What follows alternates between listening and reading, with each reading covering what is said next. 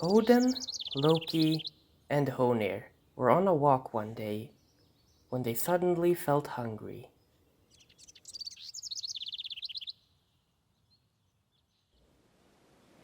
They stopped at a lake to discuss what they were going to eat. "What shall we eat?" asked Odin.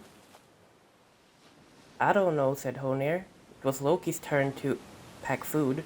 "Like hell it was," said Loki. "Well, I don't know who of you are correct, but Loki, you're the best of us at hunting, so you're gonna get food, okay?" "Fine, but I won't do it for free. You'll owe me a favor later." "Of course, old friend. Good luck." "Thanks, I guess. Not like I need it." He went to the lake, and there he spotted an unusually large otter. He pulled his knife and stabbed it. Wait till the guys get to see this. So he took it back to their camp, and there they grilled the otter's meat for dinner. Okay, where do we go now? I saw a little house on the way here. Maybe we could stay there for the night? The house belonged to a family of dwarves, the father of which was a man named Raidmar. Odin asked Raidmar if they could stay there for the night. "You have anything to pay with?" he asked. And Loki showed him the skin they saved from the otter they killed. But Raidmar went silent, and suddenly his two sons, Fafnir and Regin, aimed their weapons at a confused Loki. Odin went to ask Raidmar what was going on, and the man explained that the otter they killed was actually his son, Otter, who liked to transform into an otter and play around at the lake. You know, as you do. Then he demanded that the Aesir should pay Weregild for the murder of Otter. Odin agreed to this to defend his honor, but there was a problem. "We don't have anything to pay with." So Raidmar told them about a large golden treasure that belonged to their neighbor Andvari, who lived behind a waterfall. Just like Otter, Andvari enjoyed transforming into an animal, in this case a pike, and play around in the lake. You know, as you do. They then sent Loki to go get the treasure that was hidden behind the waterfall, and just like the man had said, he found a golden treasure there. But there was a problem. He was way too lazy, weak, to lift it himself. But then he suddenly heard something outside, a little splash, and he instantly understood that this was Andvari in his pike form. He grabbed a fishing net and caught the fish in it. Then he hung the fish on the ceiling and waited for it to turn back into its true dwarven shape.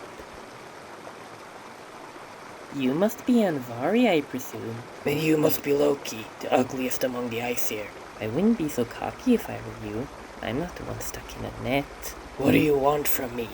"I want your treasure and your help to take it home." "Alright then." "Yippee! Thank you." "It's not like I have a choice." So Andvari lets Loki borrow one of his oxes in order to transport the treasure back to Raidmar. But before Loki notices it, he sneaks away with a little ring.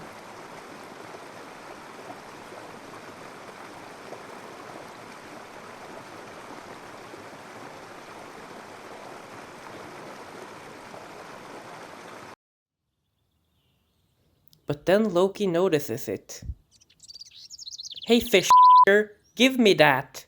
This was the last straw in the stack for Andvari, and with fury he placed a curse on the treasure. "May this treasure bring misfortune and suffering on whoever owns..." I didn't say anything. And then Loki returns with the treasure. "Here's your treasure, dwarf bastard. Can we go home now?" Raidmar takes the treasure and covers the otter skin with it. Then he inspects the treasure.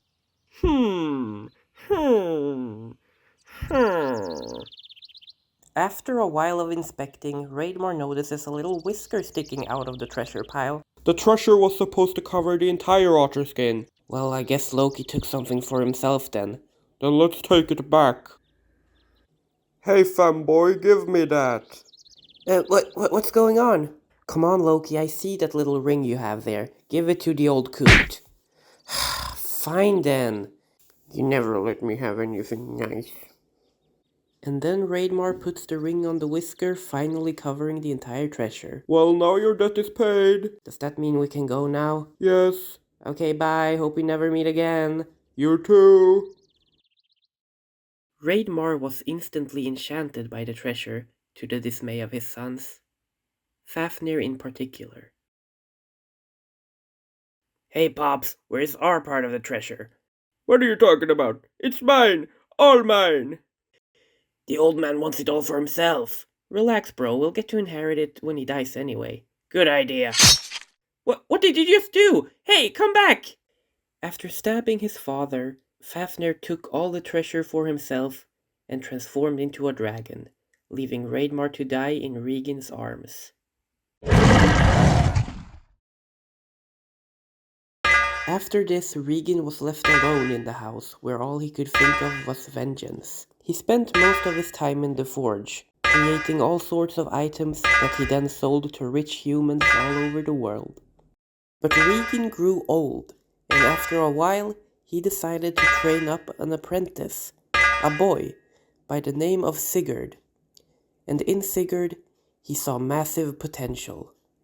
Potential for vengeance.